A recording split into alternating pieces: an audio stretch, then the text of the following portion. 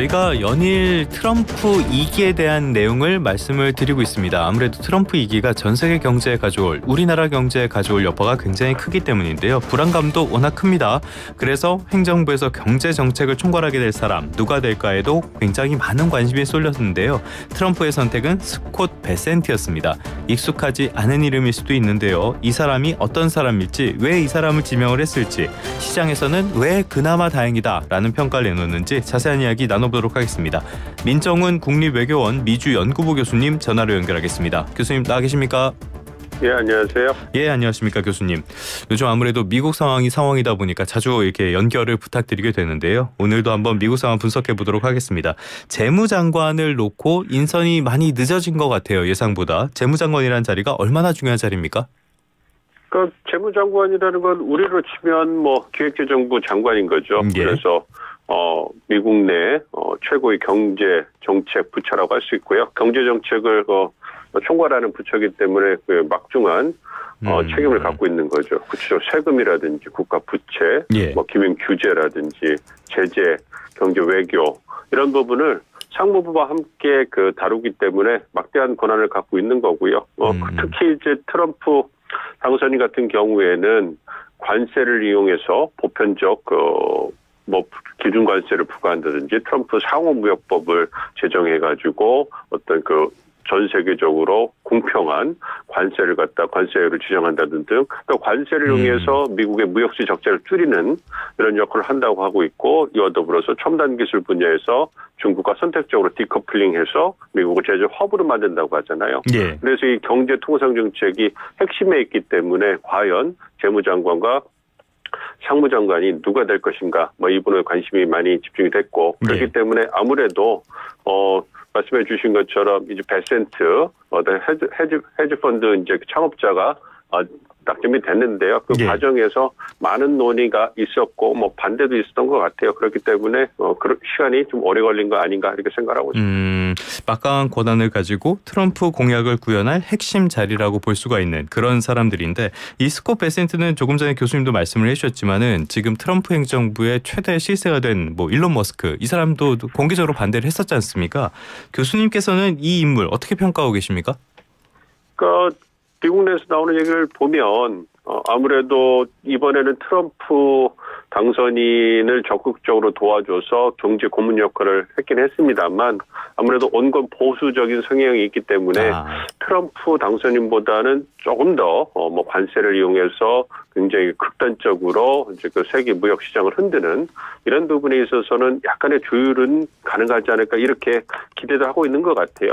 그렇지만 트럼프 당선인이 이분을 지명하면서 한 얘기가 자신의 어떤 정책을 지지할 거라고 했거든요. 그래서 미국의 경쟁력을 높이고 불공정 무역 불균형을 막고 에너지 시장을 지배하는 데 있어서 적극적인 역할을 자신의 정책을 지지할 거다 이렇게 얘기를 했기 때문에 기본적으로 충성심은 트럼프 당선인에게 보여준 것 같아요. 그렇지만 실제로 이 관세를 현실화할 때 아무래도 장관이 갖고 있는 그러한 권한이 있기 때문에 이 부분에 있어가지고 트럼프 대통령과의 조율을 통해가지고 보다 더 현실적으로 받아들일 수 있는 좀 누그러진 형태의 관세 정책이 나올 수 있지 않을까 이렇게 기대를 하고 있습니다. 그렇지만 어쨌든 최종 결정은 당 대통령이 하는 거기 때문에 어떠한 형태로 나올지는 지켜봐야 될 것 같습니다.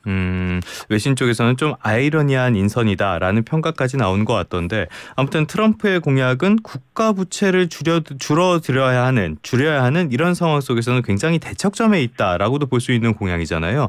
베센트가 원하는 건 재정 효율화라는 이야기도 있는데, 이런 것들이 가능할 수 있을까요? 이 관세를 어떻게 상할 것인가, 경제학자들이 말씀하시는 것처럼 관세를 이용해서 이제 수입품의 가격을 올려놓으면 이것은 궁극적으로 미국 국내 시장에서 소비자들이 보다 높은 가격으로 물건을 구매해야 되잖아요. 그래서 당연히 물가라든지 인플레이션이 올라가는 것인데, 그것이 어떻게 미국 내 인플레이션을 잡고 그리고 이제 국가 부채를 감축시킬 수 있을 것이냐. 물론 관세를 이용해서 국가 부채를 감축시킨다는 것은 트럼프 당선인은 주장을 하고 있어요. 왜냐하면 관세를 부과해가지고 이제 가격 경쟁을 갖는 건데, 이 관세를 부과해서 어떤 가격이 조정되는 부분에 있어서 부담은 미국 기업이라든지 국내적으로 짓는 게 아니라 외국 기업들한테 부과한다는 것이거든요. 그래서 미국이 국내적으로 가격 경쟁력을 가질 것이고 이 부분을 통해 가지고 이제 그 부채를 줄일 수 있을 것이다. 그리고 이제 관세를 그 고유를 매기게 되면 미국 정부가 어떤 세원을 확보할 수 있기 때문에 그런 측면에서 경제적으로 도움이 될 거다 이런 얘기를 하고 있는데 이것이 사실 경제학자들은 받아들이기 어려운 부분이거든요. 그렇죠. 그래서 그런 부분에서 이제 그 어떻게 이 재무장관인 베센트가 이거를 조율해 나갈 수 있을지 쉽지는 않아 보입니다. 네, 온건 보수인 베센트 그리고 트럼프와의 조합 과연 순항할 수 있을지 상황을 좀 지켜보도록 하고요. 트럼프 2기에 대한 이야기를 뭐 거의 매일 하는 것 같은데요. 저희도 사실 간과해서는 안 될 게 지금까지는 아직은 미국 대통령이 트럼프가 아니라 조 바이든이라는 사실 아닐까 싶습니다. 최근에 바이든 정부의 일처리 속도가 굉장히 빠르다 이런 소리가 들리던데 어떤 상황입니까? 그 가장 그 언급이 나오는 게 러시아 우크라이나 전쟁해 가지고 이제 장거리 미사일을 갖다가 지원해 준다든지 대인 지뢰를 공급해 준다든지 뭐 러시아 타격도 허용해 줬고 그런 것도 있고요. 그리고 특히 이제 우리가 관심이 많은 것이 칩스법이라고 하죠.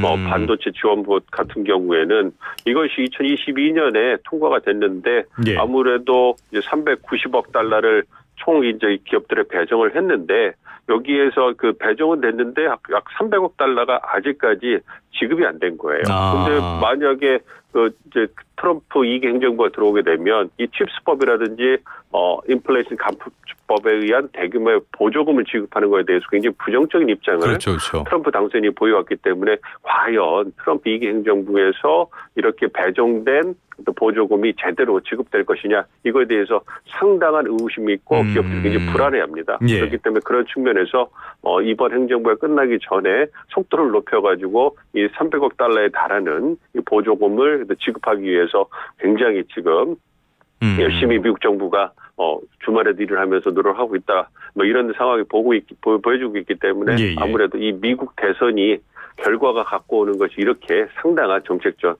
파장을 보여준다 이렇게 생각하고 있습니다. 그러게 말입니다. 그런데 일단은 이 칩스법이라는 것 자체가 2022년에 처음으로 서명을 했으니까 시행된 지 2년이 조금 넘었고요. 그동안 390억 달러 중에 90억 달러밖에 지급을 못했단 말이에요. 60일밖에 남지 않은 바이든 행정부 이거를 끝낼 수 있습니까? 지켜봐야 될 것 같아요. 그러니까 기업들 입장에서는 빨리 이제 그 지급을 받고 싶을 텐데 아무래도 그러한 그 세부 협상을 통해 가지고 최대한 기업에 유리한 방향으로 손해를 보지 않는 방향으로 이제 그 협상을 마무리하고 싶을 텐데요. 과연 그것이 그 60일 안에 그 마무리될 수 있을지는 지켜봐야 될 것 같고요. 그렇지만 기업들 입장에서도 말씀드린 것처럼 트럼프 2기 행정부가 들어온다면 불확실성이 훨씬 더 커지기 때문에 최대한 현재 바이든 행정부와 협상을 마무리 지으려고 속도감 있게 처리하지 않을까 이렇게 생각을 하고 있습니다. 조금 허술하더라도 지금 빨리빨리 해야 되는 그런 상황이 아닌가 싶기도 하고요. 그런데 이거를 일단은 미국 정부에서 지급을 한다. 그러면은 트럼프 행정부가 들어섰다고 해서 이거 다시 토해내라 이렇게 할 수는 없는 그런 구조인 건가요?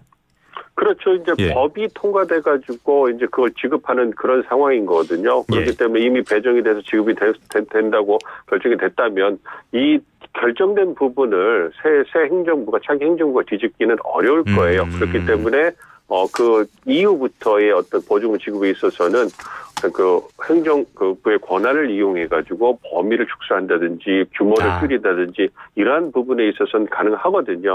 그렇지만 이미 배정이 됐고 지급된다 하는 부분에 있어서도 정말로 차기 행정부가 그 부분에 대해서 결의를 보여준다고 한다면 이거를 지연시킬 수 있는 거죠. 지연시킨다면 이건 아무래도 기업들에게는 상당한 어떤 그 재정 운영에 있어서 타격이 올 수 있기 때문에 우려가 되고 있는 부분이고 그렇기 때문에 미국 내 파트너들이라든지 정치적 행위자들 이 부분들과 함께 노력을 해가지고 제때에 그 지급될 수 있도록 노력해야 된다 생각하고 있습니다.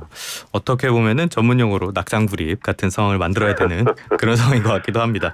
자, 지금까지 반도체법, 칩스법에 대한 이야기를 나눠봤는데 트럼프 2기가 출범하면 더 어려워질 것이다라고 이야기를 하는 게 사실 이것만은 아니고요. 인플레이션 감축법, IRA 이 부분도 논란이 될 수 있거든요. 특히 앞서서 언급했던 베센트가 이 IRA에 대해서 굉장히 부정적인 말을 많이 했단 말이에요. 그래서 바이든 행정부가 기업들에게 친환경 대출 지원을 해주겠다 이런 것들도 이야기를 하는 것 같은데 뭐 어떤 내용이 지금 다뤄지고 있는 겁니까?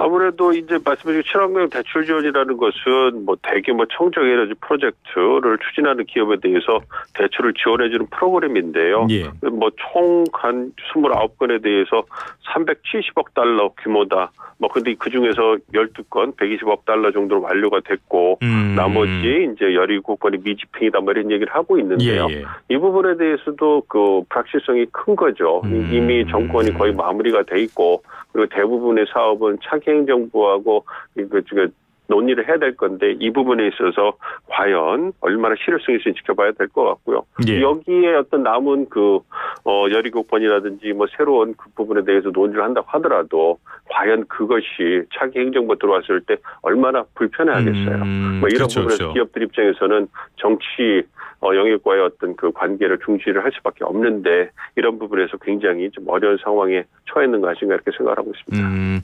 앞서서 교수님께서 말씀해 주신 우크라이나에 대한 지원 확대도 있고요. IRA라든지 칩스법에 대한 속도를 내는 부분 이런 것들도 있는데 문제는 우리나라 같은 경우에는 그 정권이 교체가 되고 인수위가 있는 상황에서 현재 있는 정권이 어떤 정책의 속도를 내면은 후임 그 새로 들어올 정권이 굉장히 불편해하는 경우들이 많단 말이죠.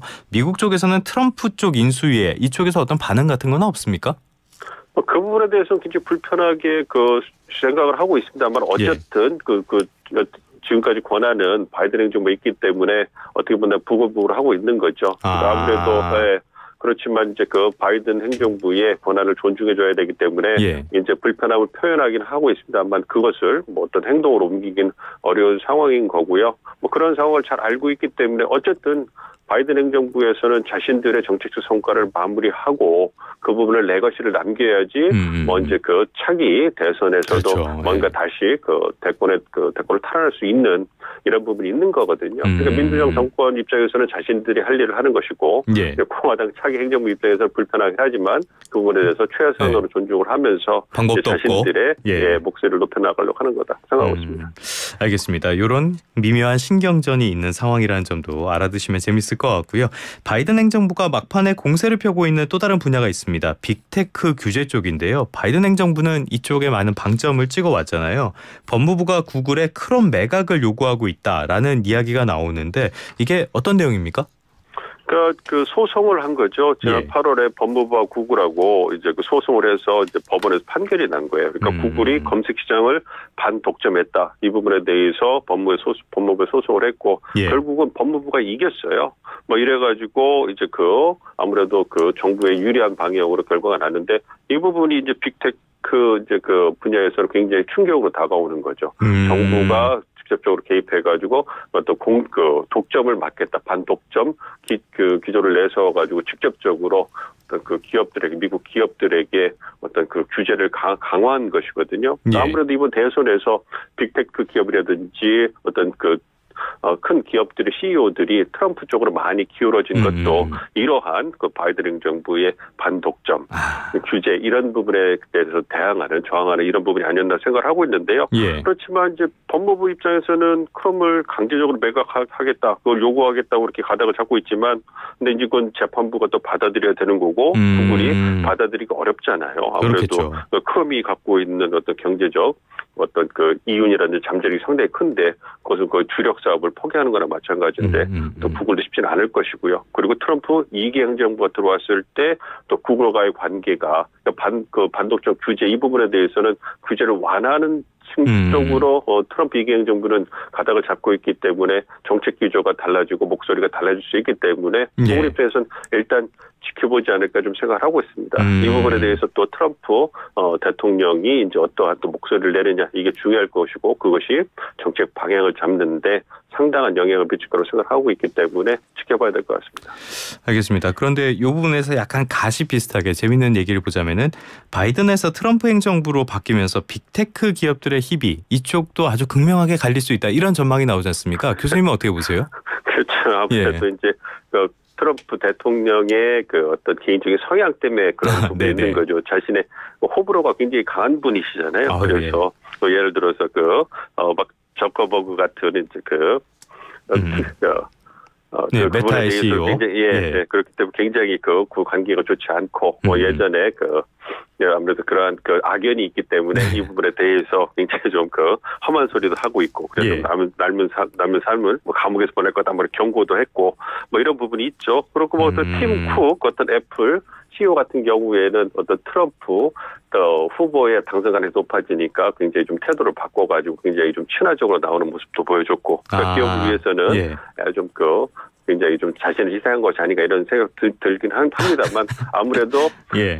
트럼프 후보가 갖고 있는 어떤 개인적인 성향 이게 이제 많이 정책에 반영이 될 거고 이기 때는 다 주변에 예스맨들만 있고 충성파들만 군집에 있을 거기 때문에 트럼프 대통령의 의중이 많이 반영이 될 거란 말이에요. 그러니까 그런 부분에 대해서 재계에서 발빠르게 움직이면서 대응을 하고 있는 것이 아닌가 생각하고 있기 때문에 말씀드린 개인적인 호불호에 따라서 어떤 기업들도 어느 정도 다소는 그 영향을 받지 않을까 이렇게 생각하고 있습니다. 개인 감정이 국가 운영과 정책에도 영향을 미치는 분. 자, 2기는 충성파 내각으로 구성을 했다라고 말씀을 해주셨는데 교수님 보시기에는 끝으로 이 충성파 내각 그 업무 역량을 잘 발휘할 수 있게 어떻게 적재적소에 배치가 됐다고 보십니까? 그걸 지켜봐야 될 것 같아요. 예. 그러니까 이번 트럼프 2기 인선을 보면서 아무래도 우리는 대외정책 쪽에 관심이 많으니까 보면 충성심, 대중강경파, 플로리다 출신 폭스뉴스하고 좀 관련이 있다고 얘기를 하고 있습니다만 대부분의 인사들을 보면 그래도 이제 그 업무 연관성은 있다고 생각하는데요.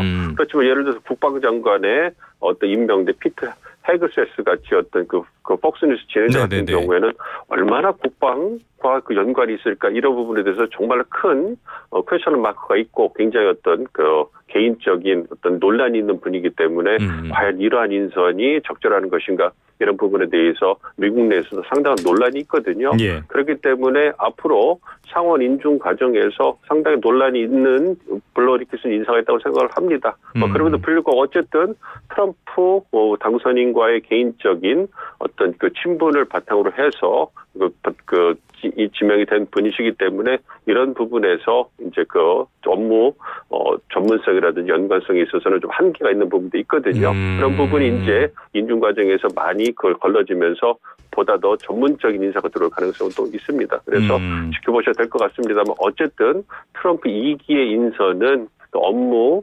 연관성보다는 충성심이 보다 더 강조된 인선이다 이렇게 말씀드릴 수 있겠습니다. 나라가 좀 이상해진 것 같습니다. 인사가 만사라는 말 다시 한번 떠올리면서 지금까지 민정훈 국립외교원 미주연구부 교수님과 함께 미국 상황 자세히 알아봤습니다. 오늘 말씀 고맙습니다. 예, 감사합니다.